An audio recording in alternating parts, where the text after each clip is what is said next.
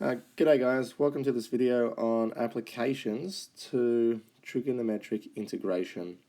And applications will be things like approximation to area, we've got area, volume, and this is all involving trigonometric functions.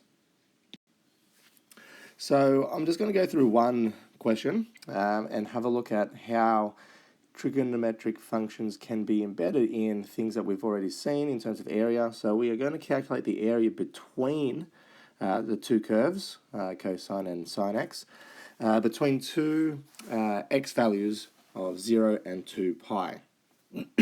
So when we consider any type of application, a sketch will be a nice starting point to find out where the region sits, what do we need to consider. So this is going to be quite important when we're looking at these types of applications.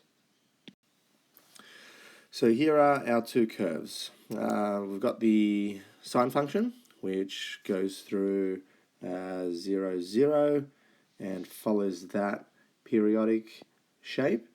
And the cosine function starts at 1, if we're talking about x equals 0, and follows a very similar pattern.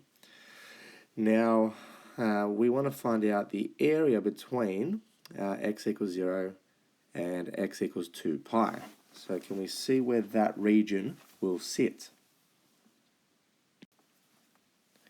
So the region sits like this, and we have a couple of different parts that we will need to consider. So we've got this bit here, we've got this bit, and we've also got this bit here.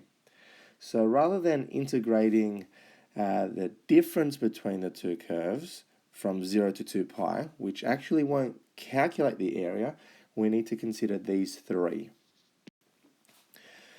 So I've illustrated in purple and light blue another important component, top curve and bottom curve, and you'll notice that top curve and bottom curve changes with those three regions. So I've put in which one is a top curve. So if we follow this particular curve, which is our cosine graph, our cosine graph is actually above in the first region, it sits below in the second region, and then it sits above in the third part of our area. We also need to find out points of intersection. This point right here is actually something that is not calculated that we need to work out, and this point right here. So if we say sine x is equal to cos x, divide both sides by cos, and then we say when is tan positive? Which regions is it positive? Because we're only considering 0 up to 2 pi. That's our 4 quadrants. So our first quadrant will be between 0 and pi on 2. Then we've got pi on 2 to pi, pi to pi, 3 pi on 2, and then 3 pi on 2 up to 2 pi. There's our 4 quadrants. So all stations to Cronulla, we've got all stations to Cronulla. So this exact value of 45 degrees, which is pi on 4, gives us our first quadrant, and we need to work out our third quadrant as well. So our third quadrant is pi plus our acute angle, pi on 4, which works out to be 5 pi on 4. So our two values are going to be pi on 4 and 5 pi on 4, and those two numbers are actually imperative when we're calculating our integrals for our regions. Okay, so the area is going to be calculated. So just say we call this one area of 1, area of 2, and area of 3. So area 1, area 2, and area 3. So there's our three parts. So top curve take away bottom curve. There's our top and there's our bottom. This one's top, take away bottom, top, take away bottom. You will see how it changes. And then we've got our top, take away our bottom. So there's the top and our bottom. And of course we need to consider our value. So this is going from 0 up to this bit here, which is pi on 4. So 0 up to pi on 4. Our second region goes from x equals pi on 4 all the way up to x equals 5 pi on 4. So there's our lower and upper limit for our second region, and our third region is 5 pi on 4, which is our lower limit for the third region, up to 2 pi.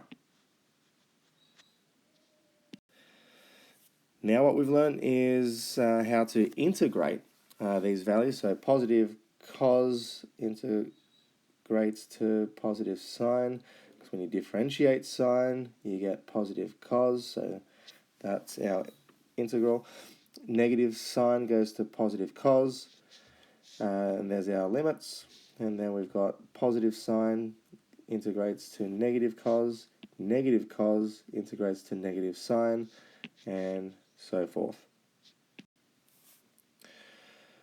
I have done an operation just here. I've noticed that we've got two negatives, so I've actually taken that out as a factor. So instead of a plus, I've got a minus or a negative value because I've factorized a negative 1. And then if I factorize a negative 1, I end up getting sine x plus cos x, or cos x plus sine x. So in fact, I've got a sine x plus a cos x in the middle. That's why you'll notice the signs going in that way. And then I've substituted all the upper and lower limits. Then, because these are nice numbers, we can work out our exact values. And sine of 45, or sine of pi on 4, is 1 on root 2, or root 2 on 2.